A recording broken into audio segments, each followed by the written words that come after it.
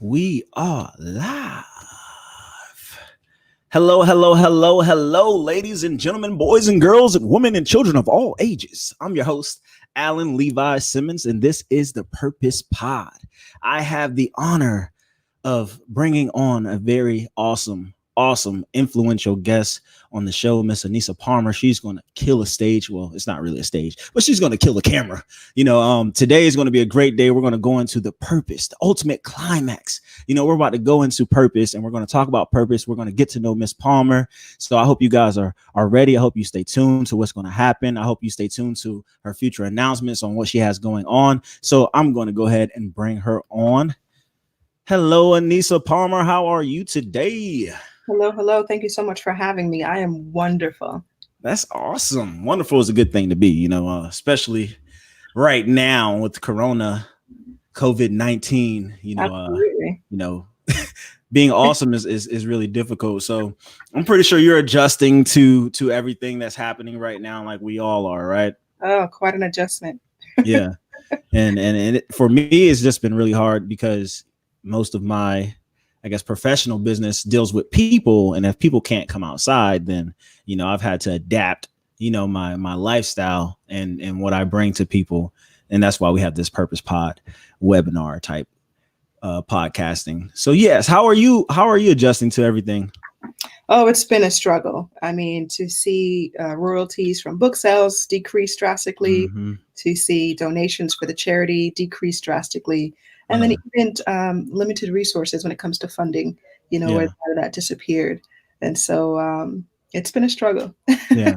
Yeah, I could imagine. And I mean, with the book sales, I think you just published in October last year? Yes. Or October, right? So I came out around the same time, October last year. So, you're trying to produce more sales and you want to get more people. You want to do more events, I'm pretty sure. Did you do your book release already?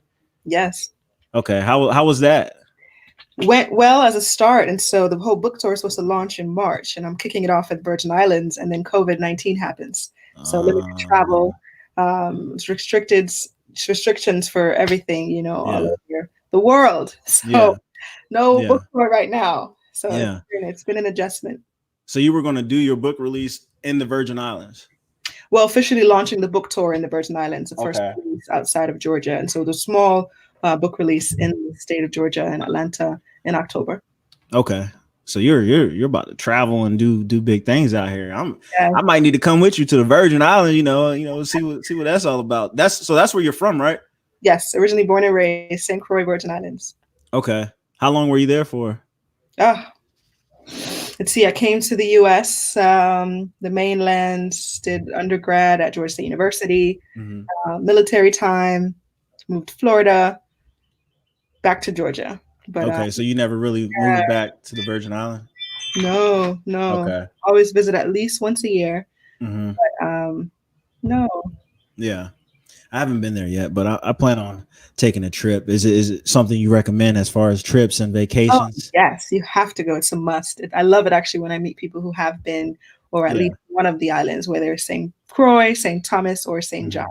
So that's great. Yeah, a must. Okay. All three, but definitely St. Croix first. St. Croix first? Yeah. Write that down. Me and my wife got to go there real Absolutely. Quick. You guys will have a blast. I am 100% sure. You'll blast. So you kind of just jumped into your background too, Virgin Islands, Georgia, military, so people already know you're Anisa Palmer. And can you just tell them briefly what you do exactly? Sure, absolutely. And so many titles, but I think the one that sticks out the most is I'm a human being that loves to serve. And so any ways of serving, whether it's, still honored as a veteran to have served in the armed forces, loved every moment of serving in the military and still serving now, whether it's helping people live a life of purpose, or I'm so blessed to have found mine. When it comes to the health world, I think there's so much there. And in the United States, we're lacking so much. We're so behind, when it comes to healthcare. And so, to lose my mom to breast cancer, such a horrible disease that impacts so many of us. Life purpose. So you launched your nonprofit organization after, well, your mom passed when you were 5, right? Yes. So you launched your organization because of your mom, in honor of your mom. Yes. Yeah. It was actually during my second tour in Iraq, and Mm-hmm. I'm going on tour Operation Iraqi Freedom with 82nd Airborne Division, and I saw a mirage of Mm-hmm. my grandmother while in the desert. And Wow. many of our soldiers will see many things, when that heat is going full Mm-hmm. battle rattle. And just looking out in the distance, I saw my mother, and I said, Wow. okay, God, what are you trying to tell me in this moment? What am I supposed to be doing? Because I'm not supposed to be here. Yeah. And so Mm. it hit me. I said, okay, something to do with my mother. And I'm Yeah. thinking about it that whole moment, and she's not there anymore, and we're Yeah. we're back on our mission, and our convoy takes off, and I was like Mm. sitting there with all the time in the world to think, when you're in the desert. Yeah. It's like, okay, I have to help women battling breast cancer. Yeah. So Wow. yeah, So, and do you feel like that was a part of your purpose? Like this is your purpose right now? absolutely, Yeah. absolutely. Yeah, yeah, it certainly is. It's I thought I would retire in the military. I'm Mm-hmm. being one of the first women 4-star generals at Fort Bragg, and I said, you know what, that's going to be me. Like Yeah. 35 years to get to I'm Yep. ready to pull my life into this. And it was a shock, I think, when I went to my leaders and told them that I was getting out. Mm. Soldiers that never would believe, what Sergeant Yeah. Paul is getting out of the military. you know. Yeah. So it was a shock for everyone, even myself. Like, Lord, am I, guide me in these next steps. Yeah. I really don't know anything about charity and service and this other Mhm. magnitude, when it comes to a non-for-profit organization. Yeah. So you had no idea what you were walking into after you got out the military. And I know the transitioning, I respect my army sisters and brothers out there, shout out, but God made Marines first. But anyway, so but And this plug. and thank you for your service. And so because you deployed twice to Iraq, huh? Yes, yes, and thank you for yours. Thank you. Appreciate that. Were you Baghdad area or Yeah, so we went to south of Iraq first, Nazareth, okay. and went up to Ramadi, north Okay, Ramadi, yeah. Oof. of Iraq. What, Yes. what year were you in? Let's see. I went to become an airborne paratrooper down Mm-hmm. at Benning first. When I found out that my unit had already deployed, and I said, "There's no way I'd be here at Bragg and can't Mm-hmm. can't have my wings." So Yeah. definitely, I Yeah. went down to training at Bragg, became airborne Mm-hmm. paratrooper, came back to Bragg, and I think my guys had maybe 8 months left on that tour. Oh And wow. at the same time, we decreased our tours from 15 months down to 12 months. Mm-hmm. So I had the last 8 months with my guys, Mm-hmm. went out there, came back. We Was that lost 2010, 2011? 2007 Sorry. and 8. 7 and 8. Okay. And then I was out there 2008, 9.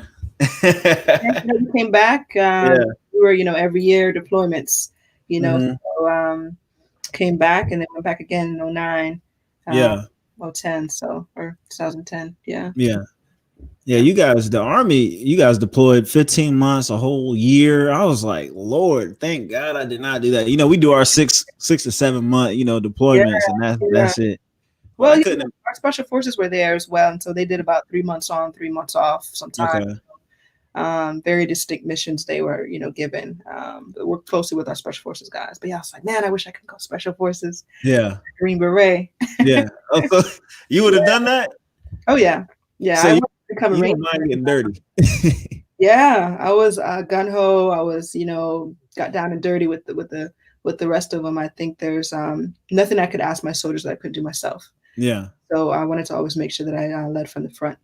Okay. So, yeah, I wanted to go to Ranger. I remember, communicating with my commander, supply chain management. I'm running a supply room, and it's like, no way you can go and become Ranger. First of all, you're a woman. Right. And then second, we got $60 million of equipment, in our property book. Mm. No way you can leave. I said, oh, Yeah. I love my job. I was great at it. I did a lot of investigations on, Mhm. came missing. So I had a lot of folks that didn't like me. Yeah. you know, Yeah. find this equipment, sensitive items out here, especially if we're in Iraq, I don't want to get into the enemy's hands. Yeah. So yeah, it was very That's important. awesome. So, looking at your book cover and looking at you, you wouldn't think like, oh, this lady right here is gung ho. Yeah, absolutely. Yeah, people Yeah. believe it to this day. That's awesome. So what inspired you to go into the military? Great question. My father chose not to go when he got drafted, and so he spent time in jail. And my brother told me don't go, but I found my voice in the military, and so speak a little bit about it in my book. When it comes to we all have a purpose here on Earth. Sometimes we're still trying to figure it out. Going through the mundanes of life, but Mark Twain says it best, the day we're born and the day we find out why, some of the most pieces there, right? Yeah. And growing up through life and trying to figure out, what I wanted to do with my life and, what I wanted to, accomplish. And I thought, very naive, Anisa, at 21 years old, maybe 3 years, living in the United States in the mainland.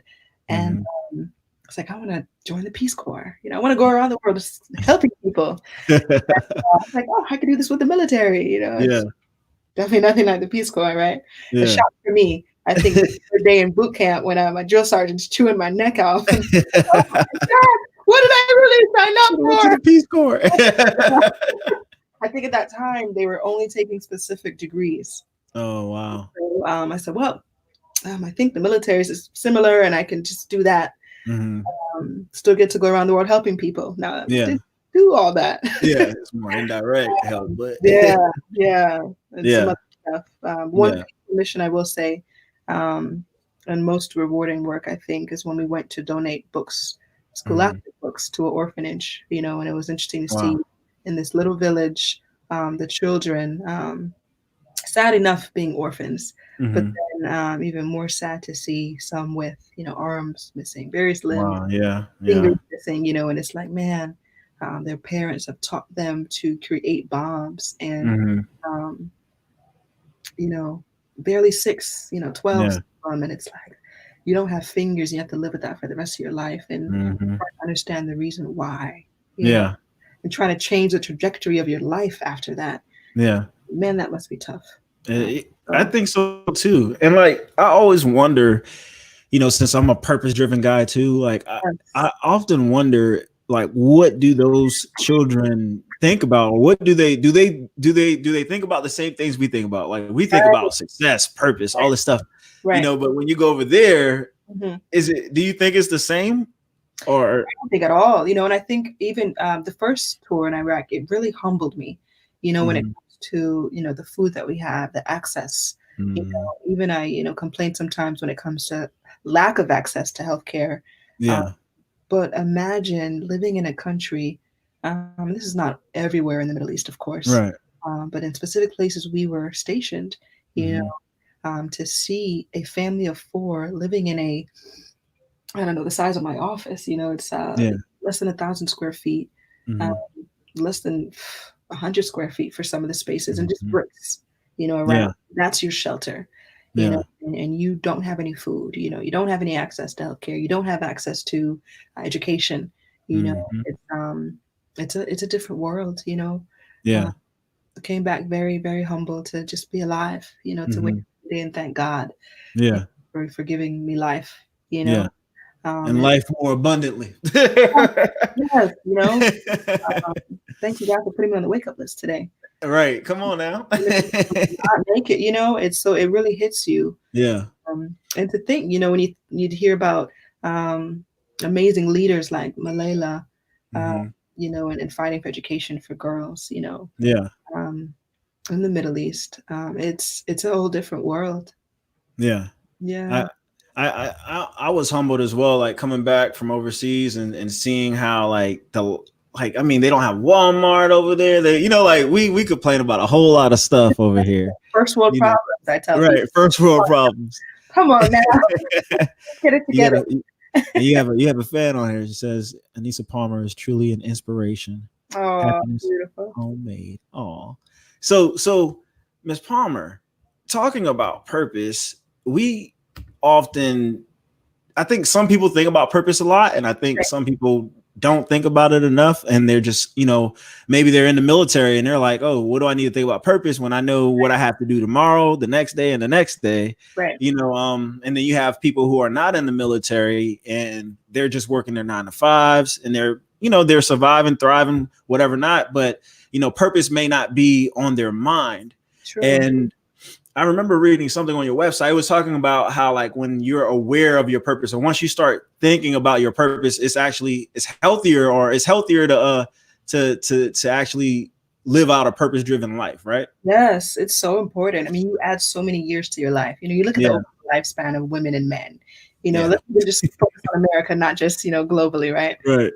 Hone it in a little bit, and then even by race. Mm-hmm. And so we look at minorities and various health disparities that just plague our community so much based on how we live, but what if we can change that trajectory by having a purpose-driven life? You can wake up and say, you know what, that having that positive endorphins released throughout every minute of your day adds years to your life. For those who just say, you know what, I have nothing to do, I can't wake up, I'm not motivated, I'm not, and just that negative talk that we can, this is Mental Health Awareness Month. Yeah. And so if we're negative talk consistently going on in our brain via our negative voice, vocal, it's horrible. Yeah.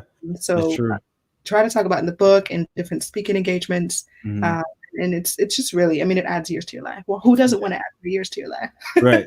Exactly. And I think people do other things that add years to their life, like, oh, let me work out. But this is beyond the physical side of, purpose driven, I think is more mental than physical. Yes. Right. I agree. Yeah. So when and I love the book cover, your book cover is just awesome. It's just so welcoming. And you're like, come over here. Let me take it to the next level. Like, that's what I get from it. Thank you so much. So for you, like, what is that ultimate climax? Because purpose and success, success has a different meaning for a lot of people. So what would that ultimate climax, look like for someone? Is it a place? Is it a thing? Like, what is that ultimate climax? Yes, thank you. Great question. It's the journey, It's the journey. I meet so many people who 60, 50, 40, even in 20s. Yeah. Oh man, I don't know why I'm here. Mm-hmm. And we're not set out to just do one thing. We can be set out to do many things, Right. I've had a lot of great friends that are creatives, in the art world. Mm-hmm. You can't just do one art, for some, right? Yeah. And if that's your thing, that's fine. But imagine, to put your work in an art studio. There's so many different pieces there. I might have some media pieces. I might have some, watercolors, some paints, some pastels, so, whatever it is. Yeah. You've created a masterpiece through the journey. People ask me, okay, is your purpose just to have your charity? Definitely not. Yeah. My purpose is serving.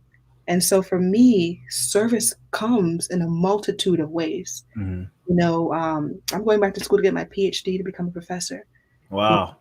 And so serving our students are our future. Yeah. So how better way to tap into them by in the classroom? Yeah. And so kudos to all the teachers out there. My mother was a teacher. Yeah. First school was in the home, everyone, right? Your firstborn, your mom, your dad, whoever is that guardian, in that household. Yeah. Outside of God.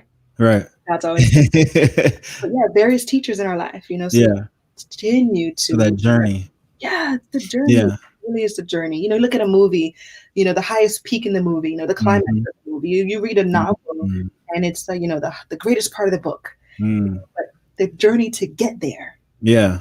And even those, you might have that mountain that, has a few dips and valleys and, okay, yes, these are some roadblocks, or sometimes we stop so that we can be planted right there. Right. And so even if you can drop some seeds while you're in that valley, you're in that, people say, oh, I'm in a dark space, or I'm going through a midlife crisis. It's like, no, you're supposed to be there. You're supposed to be planted right there.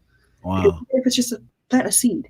Yeah. And it's for generations to come. I love the Native Americans that say, we should live our lives thinking of 7 generations to come. And But if we all take on that approach, we plant seeds along the way, and the Yeah. people that come behind us and pick it up, our children, our Mm. students, Yeah. people in our communities, our peers, Yeah. to spread those positive vibes out there. Mm-hmm. And it comes back tenfold, adds more life as well, right? Yeah. I love how you just put everything in that storytelling. So I bet your book is a good storytelling form, because the way you just described that, and planting seeds, and like even the movie part, and the climax of the movie is like that part where you started off the movie, it might have been kind of slow, and then that person went through some difficult times, but Right, that climax, when things turn around, that pivot right. point, That pivot is what point. we that pivot point is what we live for, right? Yes, yes. Understanding that why factor. Yeah. It's if we wake up every day, we can live that climax. We can live that overall excitement, that whether the movie, the novel, we can have that every day if we live a life of purpose. Why wait Mm, for something amazing to happen 20 years from now, yeah. 30 years from now? If we can really focus on the now, The now. that purpose Exactly. now, it's a great feeling. Hmm. And you said purpose now. Yes. I like that. I think that should be the next book. So the ultimate climax, book one, then after this one, then you'll do purpose now. All right, cool. I'm always giving people homework. So and that's amazing. So do you feel that your life has been a depiction of that? Like you could look back in your life and say, well, I know for you, like at 5, losing your mom, I'm sure that was in your journey process. You probably couldn't see how that was going to work out for you, and I'm sure you probably didn't even see yourself sitting here at times, throughout your journey. So Right. how was it that you were able to, use your mom's life as a cornerstone for you to build your life on? And I feel like that's kind of what you did when you had that mirage, and that Yes. just I would call it revelation, even just God allowing your mother to still speak to you, while you're out there. Because I know God spoke to me out there a couple of times, and so yeah. So how were you able to pivot during those difficult times? Losing your mom, and I'm pretty sure you went through other life changing things. Oh yeah, it was hard, and I honed in a lot on that in Yeah. chapter of my book. We all go through some kind of pain, some kind of trauma, some type of tragic experience, Mm-hmm. And then for me, it was 5. My Yeah. mother was everything. She was sunshine. I mean, everything joyous you can imagine. That's who she was, and Yeah. to lose her was hard. I went from being a happy, smiling child to, you know, all the gaps, until finding, my own identity again, Mm-hmm. in my 20s, where there were no smiles in photos, there were no happy moments. I thought, there was times when my grades suffered drastically in Mm-hmm. school because I was so lost on where I Wow. needed to be. And when Yeah. even for me, it was losing faith. Mm-hmm. I was like, how could God take my mother away? Yeah. This no, there's no God. This can't be. Yeah. Why, How did but you I work that out then? Like, because oh that's an interesting part right there. Because I know a lot of people have that experience. How did you work that I out? knew it. Yeah, it was hard, extremely hard. Yeah. Um, and then I found my mother's poetry. Mm. Reading through her work, wow. And then it was even home visits. I think Mm-hmm. at 17, you know, 18, going back home, and then 19, and then 20, and I try to go home every year. It's incredible Yeah. experience. And to be able to meet people, random people who I didn't even remember from my childhood, Yeah. like, oh, you are your mother's child. You know, we see you and we're listening to you. You have such a powerful voice, and you have your mother's beauty or whatever it was. And I said, wow, my mother was an incredible human being. Yeah. And it helped me have faith again. It helped me want to have better grades. It helped me want to be a better person. It Mm-hmm. helped me ultimately to find my purpose in life, which I'm forever grateful for. But if Yeah. pieces I think weren't coming into my journey, I don't Mm-hmm. know where I would have been. Yeah. I think I talk about this in chapter 3 about not wanting to become a statistic. You Mm. know, so many people, my mom here, my dad there, and this, and so forth and so forth. Uh, Yeah. I didn't want to be the statistic Yeah. you would read about or see about in the movies, or Mm-hmm. I said, or on the news, in jail Yeah. and so forth, and Because your life could have took a lot of different turns. I mean, going through depression, suicidal thoughts, or just not want to be here. You absolutely, know, it's just so, man, the grace of God. I tell people, like, you could see God's fingerprint on everyone's story, even in the tragedies. God's fingerprint is there, yes, and I believe that God's fingerprint isn't, oh, God made this happen to a person. It's more so like, oh, God gave me the grace to get through it, or God gave me the strength. He continued to renew my strength, and I believe there's grace in the whole, falling away from God when things happen. There's grace there. So there's grace in every level. So and to see that grace alive in you is an amazing testament to God and to you as an individual person. It's like, wow, it yeah, takes a lot to overcome, losing a parent, yeah, and I've just heard stories from friends, and it's just unimaginable to even fathom what that may feel like. oh And yeah, so for you to just produce, and it's like what the enemy, and I'm gonna just use this since we're talking God and stuff, but what the enemy meant for bad, God turned around for good, and everything that he tried to steal seems like it brought more fruit yeah, than so it's just so amazing how your tree is flourishing, yes, and now we can come pick the fruits of your life because of that. yeah. I mean, remaining faithful, and it's like as a child, I did not have that faith. Yeah. Struggling with it. Mm-hmm. My mom grew up Catholic, and so I remember even seeing her report card from one of the schools she was attending, Yeah. and just going back into so many different things. And it's like, what, even trying to find, okay, what religion should I be? And Yeah. do a little drop nugget here. Mm-hmm. My next book is actually called Love, the Ultimate Religion.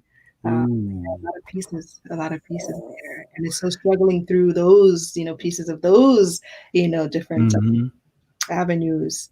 But yeah, having faith, Yeah. finding faith. Um, Finding faith. Coming back to it, I think we're all born believing. We're just trying to figure out what we, believe in, Mm. become our own, in our adult Yeah. lives. But So, so with that, yes, so we're all born, believing, and yes, I believe we also are all born with a purpose, right? absolutely. Even if we are in Iraq or some foreign place that doesn't have electricity, we still Right. have purpose Yes, because we're here. And no matter how much money we have or where we are in life, there's still right. purpose in the journey. Yes, And I think that's the best way to tell someone who says I have no purpose is, no, you're living in your purpose. You're going through the journey, but there's yes, an ultimate climax to your purpose, and that's yes, where we want to get you. yes, I'm over absolutely. here talking like I wrote the book with you. So I'm like, that's where we want to get you. We want Co-author. to get co-author Alan over here. Yeah. So did you have like an aha moment when you like realized you were in your purpose? I will say the second year, and I got out the military in the time of the recession, Mm-hmm. so many people I knew that were investing in stocks and lost Mm-hmm. $40,000, and Yeah. those who invested in homes or foreclosed on homes, and it's wow, how am I really going to do this? Mm-hmm. I think when I would visit the survivors, those who are currently battling breast cancer in the Yeah. hospitals, homes, and see these ladies' faces, and see their children, where I had children who would come to me and say, is my mom going to die? Mm. And being able to answer it without even, wow, how did I even answer that? God, Yeah. thank you Yeah. for Right. the words to come out of my mouth, Yeah. because I couldn't fathom being that child and asking someone else, who was a leader of a charity, Mm-hmm. in a hospital room while my mother is there. You Yeah. know, but I told him, 7 years old, his mother was, in her 30s, you know, Wow. um, still alive, thank God, Yeah. her cancer was spreading from stage 3 to stage 4. And Wow. went to stage 4. It's an invasive breast cancer. spreads outside of its original origin, spread to her spine. And Wow. I looked in this little boy's eyes and I told him, your mother's right here, and so whatever she asks of you, and I knew that his grades were suffering in school, and I was like, man, this child is reminding me of myself. Yeah. And the fact that he's Wow. still here, and he made it past 5. Yeah. God is with you. God is Yeah. with you, young man. And anything that your mother asks you to do, please help. If it's, helping her wash the dishes in the house, and he's the only child, so can call on him, as a single mother in this household. Yeah. He's like, didn't even answer his question, but kind of gave him a little bit of reassurance that, don't look at what if, we focus on now. The now. Now, let me be Yeah. the best child that I can be, And he started focusing on that, and sometimes I would pick him up after school and take him into the office, and we would work on his schoolwork so we can get his grades back up so he didn't, fall behind academically. It's so many of the students who do fall behind because when their mother's sick, for a lot of single head of households, no one's able to help with schoolwork. Right. But yeah. So that's just beautiful. So because you've actually taken the, not just being the director of your nonprofit organization, I Will Survive I Will Survive, but you've gone into building a personal relationship with people. I actually watched a video. I believe it was on your nonprofit page. I think it was the first video, and I watched it, and I was like, wow, this is very emotional because, you're like really close to these people. For one, like you're close to these people. That shows that you have a relationship with them, that they're just not a check or someone that you're burdened with, and it's amazing that I could see that from watching that video, and I believe that because you were able to rise from, what happened with your mom, you are able to now use this wisdom and love. I think the love is the biggest part. You're able to use that love to, to help other people. So I think that's just amazing. And for you all out there, she's a part of, or she's the founder and director of I Will Survive Incorporated. And this organization assists women, or do men get breast? I've heard men have had breast cancer before. Yes, men do get breast cancer as well. And so the rate is 1 in 8 women in their life.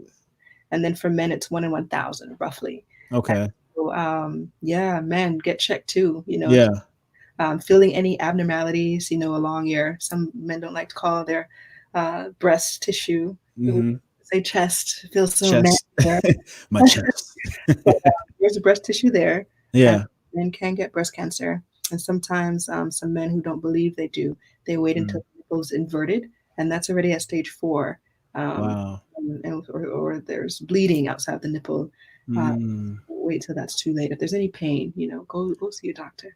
Okay, so that's the first sign, is like pain. If people have pain in their chest, any kind of discoloration that's indented or outverted, go and see a doctor right away. Okay, so y'all make sure y'all take note of that, and especially parents or whoever, this is good information to know, because everyone needs to know this. It's not like, oh, my parents don't have this, or people never had this. You just don't know what could happen. Yeah, sometimes it's not genetics. Yeah.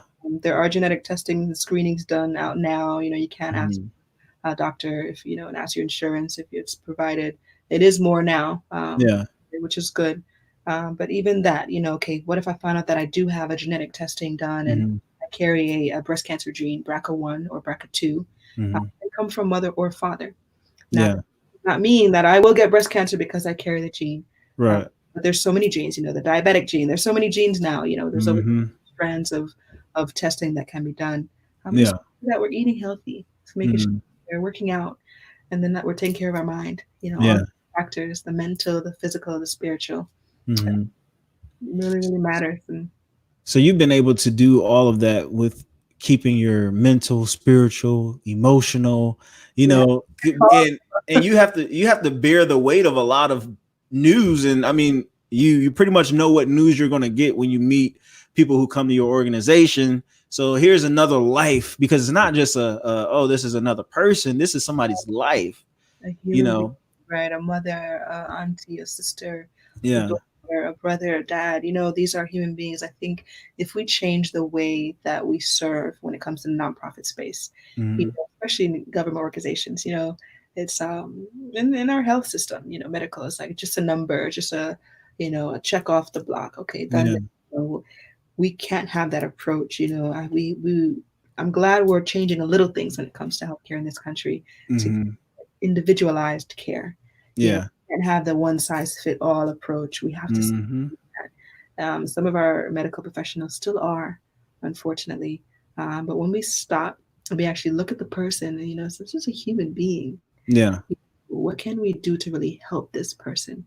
And so we don't have overall, mask of, everyone does this, we give everybody that.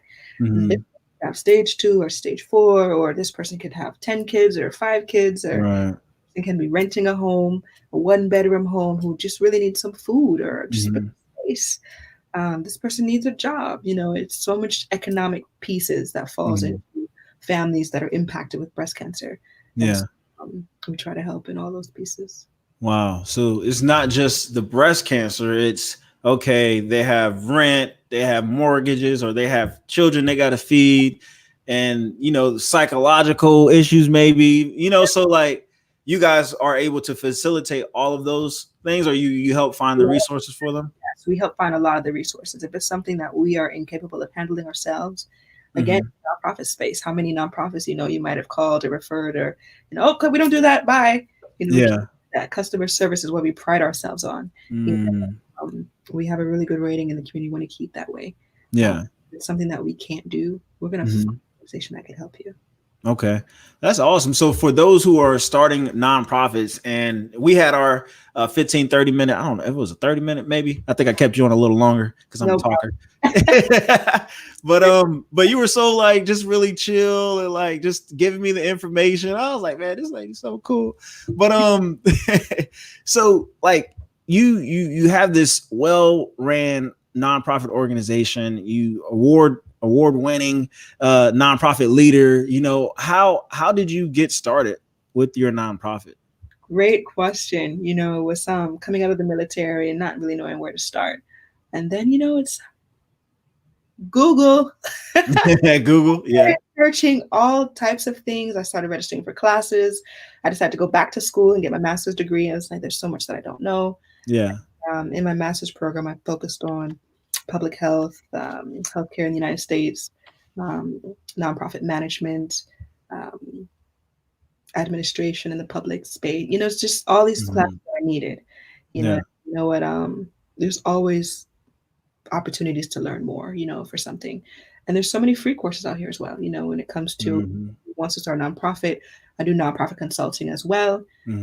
But the resources out there, additionally, Georgia Center for Nonprofits, and there's something similar across the nation. Just about every state has this really great resource when it comes to grant writing, fundraising, marketing. People think, oh, nonprofits don't need marketing dollars, or don't need so forth and so forth. I say, no, it's still a business. Yeah, it is definitely like a business. Right. You still need, profit. Yes, it's a nonprofit, but you still have to have some type of revenue coming in to pay the utility bills if you have brick and mortar, to pay payroll, if you have employees, to keep the programs running. So in this COVID space, we've went through so much. We've decided actually to let go of our brick and mortar. And taking on a new stage in this new journey of running virtually. So we're excited for this new journey. Yeah. I like how you just took that, because you say, we had to shut the brick and mortar, building down, but we're transitioning, and I think that's amazing that you're able to take this COVID-19 and your nonprofit organization that's been thriving and running and getting support, and now people are going through financial crisis. People may have gotten laid off, and they're just living off of that little stipend check or whatever. I think that it's awesome that you were like, you weren't like, oh, this is the end. Oh, we got to do away with the nonprofit, or we just got to pause things for a year until things get right. You were like, look, we're going to switch to virtually and help still being in the lives of those people that we're connected with. So absolutely. I keep saying, I'm putting myself in there. You might just want to, we're it's ours. It's my nonprofit. I'm just playing. So we all need hands on deck. that's right. So with nonprofits, and you mentioned how like money is still needed. There still needs to be a profit in the nonprofit. Yeah. You know, was it really difficult to get people to start supporting the organization financially, or was that one of the difficult tasks? Yeah, it is, especially when there's a lot of fraud going around, right? Mm, The third year, and we're actually officially able to start applying for grants. And so that takes some time. Why? You have to have some footprint. You have right. to be able to have programs running. You have to be able to be active in the community with events, whatever people Mhm. there are. Before anyone is able to give you some dollars, you have to have some dollars, and everything in life. Right. Yeah. Well, even credit, right? You can't just get Hmm. credit. You have no You got to credit. build credit. You have to build transparency. You have to build Mm, accountability. And then when they see that you do have these pieces, okay, this person's business savvy. They're running an operation here. This is not some thrown apart piece together that just happened overnight. Uh, yeah. because it's important. It's a lot of fraud going around. It's like, oh, I Yeah. have you donate here, do this, do that. Hmm. So I challenge people to, go to their websites, go, make sure your dollars are being, spent where they're supposed to be spent. Uh, Right. Pride ourselves as being transparent and accountable as an Hmm. organization in the community. And I think the reason only why we, um, get awards and things, not that we do it for that, right? Yeah. Accolades doesn't matter. Hmm. I think people, when they see it, it's like, okay, you guys are running, something that is transparent. Yeah. We, if you look at some of the reviews that we have on Facebook or Instagram for um, even Google for the Hmm. charity, and it's like, man, this is an organization that actually said they're going to do what they said they're going to do. And I Yeah. think this is so important. I think my father used to tell me from being a little girl, you know, you can't just, walk the walk, talk the talk. You have to, Hmm. if you're going to talk it, you have to walk it too, Yeah. so you have to really be accountable. You have to be Hmm. transparent in everything, in Yeah. business, in relationships, and if you have no, integrity, you're not running an honest operation. Who Hmm. trusts you? Yeah. That That's doesn't true. trust anybody. Yeah. So you guys have built that credibility with the community, and it's not just, are you guys only helping, are you guys only working with those in Georgia, or do you ever see people from out of state that reach Yeah. out to you? We get people, who reach out to us nationally.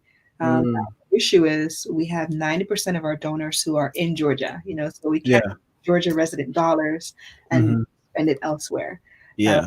and so, but we do have that small 10% of donors that do, donate across the nation. Hmm. So we do have a little dollars that we can spend. Now that more so goes to the resources versus Yeah. paying rent or a mortgage for those who potentially are getting evicted. So Yeah. we work Wow. closely with United Way, and so there's a United Way, affiliated chapters all across the nation. Hmm. So, because we're in their database, we like to refer, to other organizations in their database as well. In their 211 Okay. program, and so it's a really great program. There's you can call or text 211 right in your phone, and Yeah. hooked up with all types of resources and things just based on the zip code. There's Yeah. there wherever you need it. So it's a That's great awesome. program. Yeah. That's awesome. So I hope and pray to God that my journey, I know we all have different journeys, but I just, one day my nonprofit is running like yours, and I And know better and you're gonna get me there. absolutely. Okay. Indeed, indeed. Y'all heard that online. We're live, and everybody heard that. So if y'all don't see me up there, it's because of Anisa. I'm just playing. So Oh, please start now. so you're a consultant, right? You're Yes. a nonprofit consultant, or are you consulting other spheres as well? So mostly in the consulting space is the nonprofit and the startup space. I have Okay. worked with some nonprofits who are in the mid-range space in that 3 to 5 year, and so Mhm. that's most nonprofits in that group are looking for grants that they weren't able to qualify for in the beginning stages. And Yeah. would do help with a lot. I am a certified grant writer as well. Okay. Man, so you're I mean, I knew that, but it just every time I hear something else that you do, it's just like, man, I thought I was doing a lot, but this lady here is A killing part of the the game. journey, I feel like we only have one life to live. Why not Right. the best of our abilities? Right. Yes. Now, Anisa. So, and I know. So I'm trying to touch everything that you have, so that people know but y'all gotta jump into her life and go follow her on Instagram and get on her website and actually go support her nonprofit organization. Even if you're not in Atlanta, please go help and support, because there are people battling throughout the world. But she's connected to those people, and you guys can help and connect. So iwillsurvive.com, I believe, is the surviveinc.org. Yeah, I have the thing here too. Let me. No problem. That's why I'm here. She's like, no, it's not. Actually, I think it's so you can go to her website. Yes. Oh yeah, there it goes. Yeah. But yeah, so I wanted to talk more about purpose. Sure. So right now, someone somewhere in the world could be feeling like they have no purpose. And the reason they feel like that is probably because finances. A lot of times we look at what we have and we count that as our value. We're like, oh, I don't have money, so I don't have purpose. So how can people start taking steps towards their purpose? First, buying the book, of course, and then what what do those like steps look like 3 steps maybe to starting a journey towards purpose? Sure. I think the first thing is, in chapter 1, I discussed we all go through some type of pain, some type of trauma, some type of tragedy that makes us that innate feeling we just have to get up and do something about it. People that want to start domestic violence nonprofit organizations, or people that want to support and hold babies in Grady who their parents have left them and just rock them to sleep. Whatever it was that moves somebody, what brings joy to you, whatever it is. And you see, what? It really brings so much joy that I have to do something about it. It makes me, gives me peace inside. So whatever that is, we all have it. We all have it inside us. For those who go and say, what, I didn't have any teachers, any great teachers at all when I was in school. I want to see the difference, in order to do that, let me get some education, let me get some. And so first step, finding whatever that pain was or whatever that thing that you want to solve, that why factor, and what you can do to make it better. And the next piece, gaining whatever knowledge you can, whether it's, I need to get registered for classes, I need to find a mentor, I need to get on my purpose journey by creating my steps, my plan, my purpose strategy, right? And strategize whatever it is and write it out. Some people are like, oh, okay, I got it mental. No. No. So much pain, right? When we don't write those things down. It's psychological, like the benefits of writing something down. Yeah. When you take that step and write it down, and then find that accountability partner, I would say is the last step. When you find that accountability partner, whoever it is, you're married, your fiance, boyfriend, girlfriend, home girl, mom, dad, sister, whoever it is. Have an accountability partner. I think my first one was my mother, and she still is. My mother helped me pick out my first house that I bought, and so it's whoever your accountability partner is, share that purpose with them. Accountable to it. It's amazing the power of what we do by speaking it into the universe. It comes back tenfold to us, It's a beautiful journey. And that's a beautiful step process, right? I feel like those 3 steps could get anybody to their purpose if they really want it. If they really want it, they'll do it, and then they'll fulfill it. If they really want it, it's like, you can't bring the horse to water, we can't make him drink, right? You can't make him drink. Exactly. And they might drown if you make them drink. So, and then they'll blame you for bringing them to the water. So they have to want it. Yeah. And so that first part, and I think a lot of people get stuck on having to learn something, like, oh, I have a passion. This is my pain point. I see that there's not enough good teachers out there, or, there's children being raised without parents, and I want to be, someone like you said, to rock the babies to sleep or something. So, I think people are afraid to go back to school, or they're afraid to learn in order to do whatever it is that they desire to do. But learning is a part of it, right? Part of it. Yeah. I mean, some people, I think it's, whatever's blocking, whatever it is, that mental piece, that negative voice they listen to, even if it's yourself. Yeah. Right. Take those out, and finding ways to take it out, not by adding more damage. Don't add the alcohol to make those voices go away. Adding the positive pieces, whether it's going for a walk, getting some sunshine, meditating, yoga, whatever it is, to center yourself. And then when you find, even decluttering, I'm working on decluttering some things myself, right? Yeah. Can't really do anything if we have chaos around us, And so it's like, when you find that thing, whatever it is, to center yourself, you're able to breathe a lot easier. When you're breathing, now able to focus on those next steps. Yeah. And you're so right, because when I think we get anxiety and stress because we allow the negativity to harvest and sit in our minds. But you just said, like, we got to get rid of those negative thoughts and throw it away. Just throw it away. Just throw away the negative thoughts. My chakra bracelets, focusing on my root chakra, my chakra, all of it, just to center myself and keep negative energy away daily. It's so important. It is important. And I think a lot of those negative energies could attach themselves to your purpose and cause you to, I call it like a lens. Like, it could cause you to see your purpose as a threat or something that is not possible, or something that you're not capable of doing. And a lot of people have family members who would talk negativity into their purpose or into their journey, which is sad. So tough. Which is sad. But there are people out here who, like Anisa and I, we believe in you guys. So if you don't have accountability partners, or if you need connection and we know somebody that might fit you, because you just don't want to attach yourself to a positive person.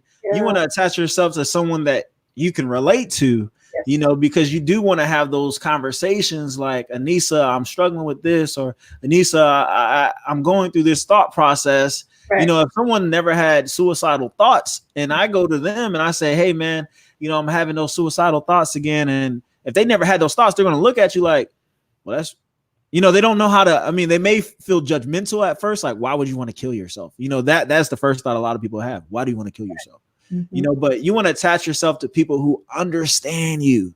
So, if you guys mix with Anisa here and you understand what she's going through and what she's been through, like, please attach yourself to her and make sure you guys are following her pages. I'm putting all that stuff up here because we're about to make her blow. Well, she's already blown, but she's going to blow some more.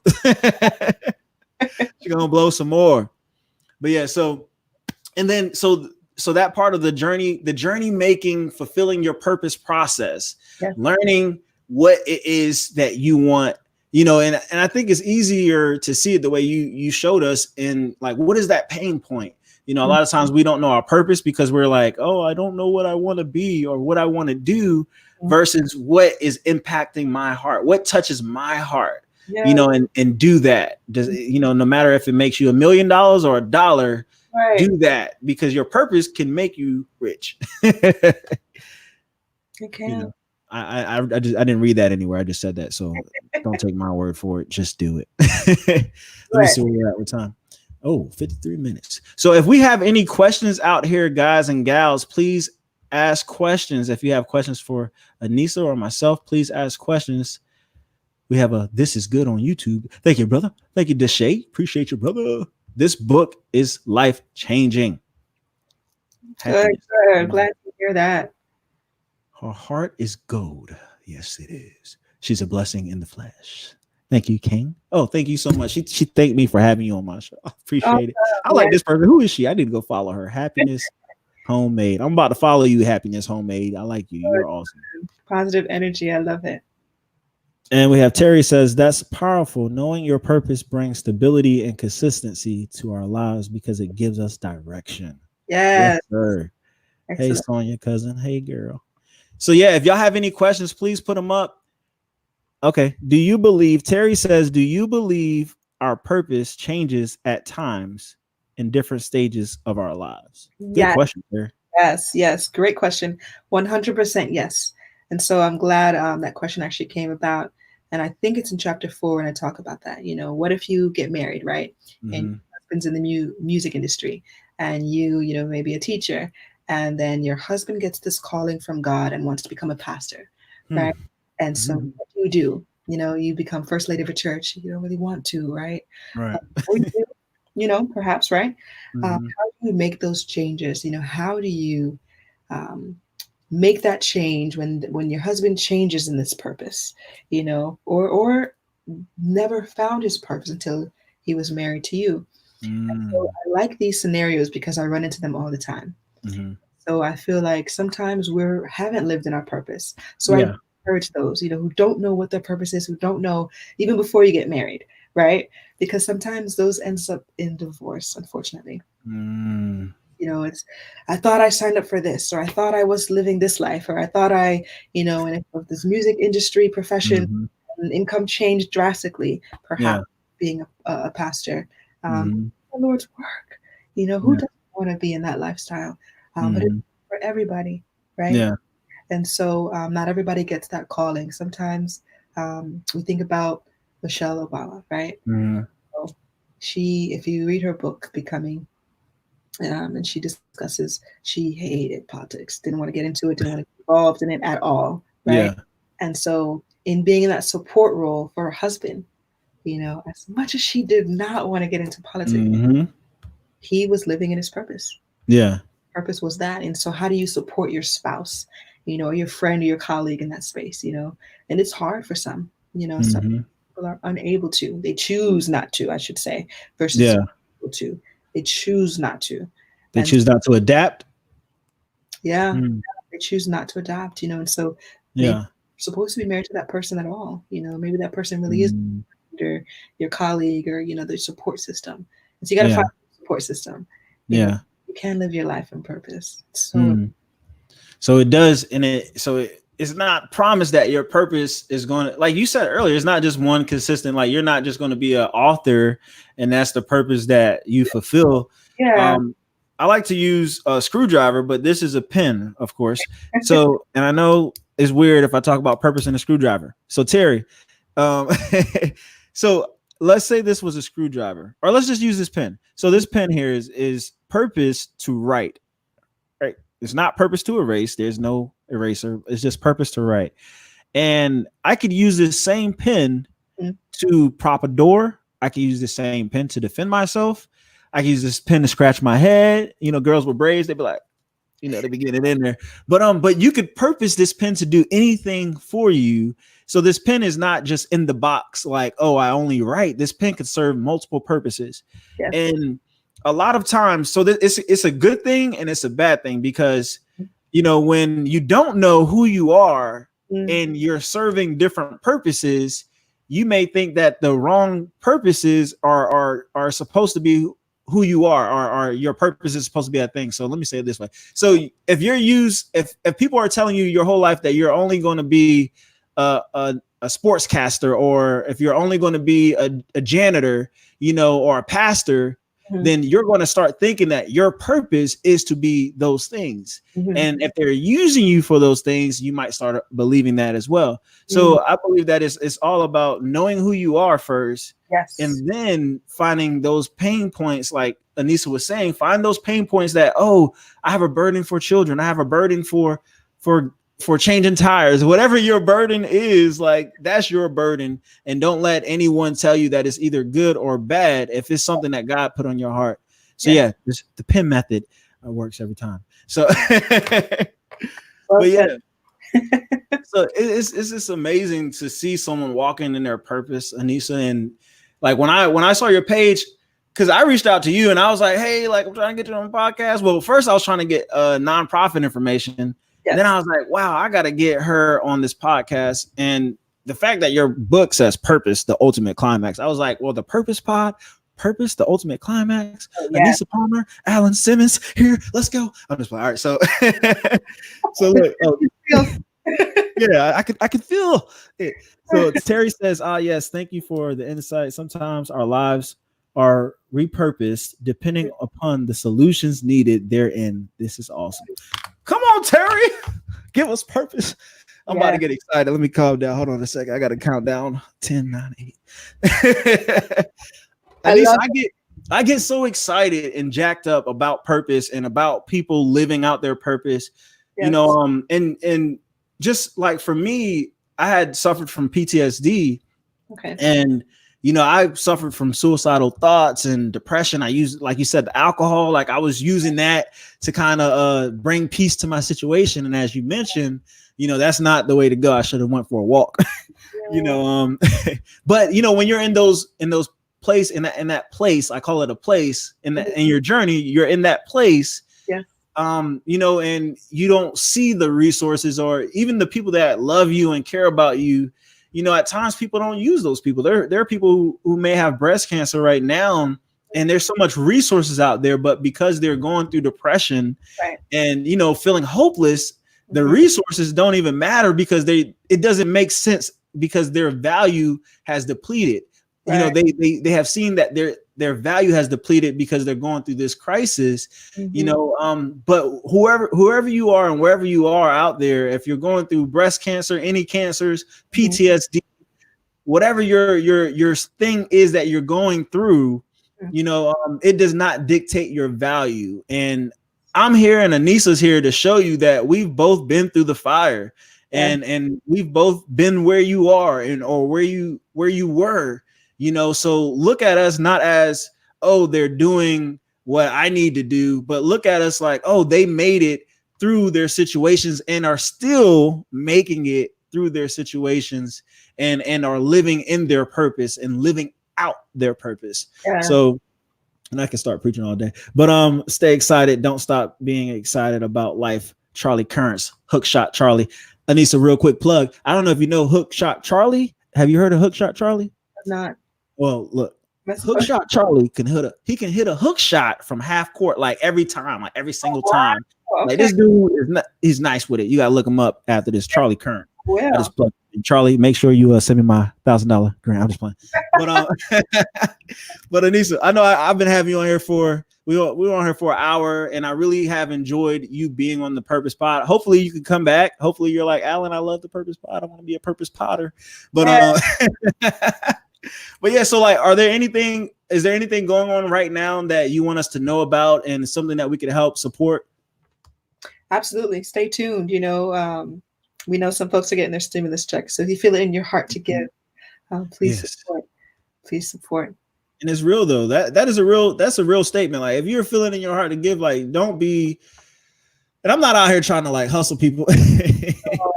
I'm not out here trying to hustle y'all. Like we said, her organization has proven that they stand for what they stand for, and they are active in their community and are helping women, children, the whole family, you know, who are suffering from breast cancer. And, you know, from the video, it was like the lady was like, yeah, you know, they help with the utilities and bills. I was like, wow. Yeah, that's just amazing. You know, jobs won't even do that.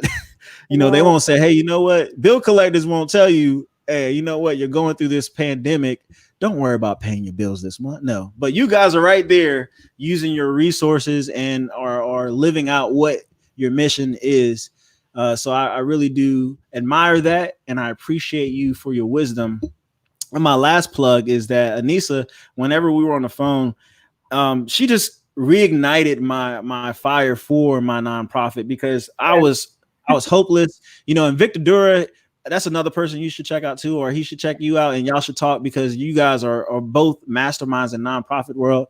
But you know, like you guys have been the reason why I am floating still with this idea for my nonprofit and wanting to revamp it and bring it back to life. So I appreciate you for giving me that time and not making me pay $200 for the time for consultation. So please hit her up for consultation if you have a nonprofit organization and you want to be inspired or reignited and directed towards the purpose of your nonprofit organization. Absolutely. I'm trying to figure out if I have another plug. Definitely go buy her book, Purpose, The Ultimate Climax. It's available on Amazon. I actually put it on the comments on YouTube. But we're out here to support her in her life and what she's doing. So please, guys, like I said, go to www.anisapalmer.com and you can get all the information that is going on in her life. So yes, Anisa, do you have any questions for me or questions that are concerns that you want to ask? So thank you. Gratitude. Thank you. Humbled to be on the show. Purpose Pod is amazing. Alan, keep up the great work. Thank you so much. And tell Mr. Yeah. I did this for him. I didn't. You know who him is. So partner. Yes, the love of my life. That's right. So tell your partner I said hello and that I just send him greetings. Seminoles in there. Yeah. Awesome. Thank you so much. All right, Anisa. I hope you have a great day, and I look forward to connecting with you some more offline and talking to you some more. Okay. Thank you, Alan. Many blessings. Thank you. You all out as well. All right. So this has been another episode of the Purpose Pod, purposely driving you forward with power and faith. Man, look, I am so thankful for Anisa Palmer and what she has done for me. And the little time that I have known her and have met her on Instagram, quick plug Instagram, shout out, send me my $1 million. So, but yes, Instagram is a powerful tool. And I followed her on Instagram and I am inspired by her life. And let me put up her Instagram real quick again so that you guys can be, oh, there it goes right there at the bottom, official Anisa Palmer, and follow I Will Survive Incorporated. So, man, if you have a journey that you're going through, please hang on. Don't give up. Don't give in. Keep fighting.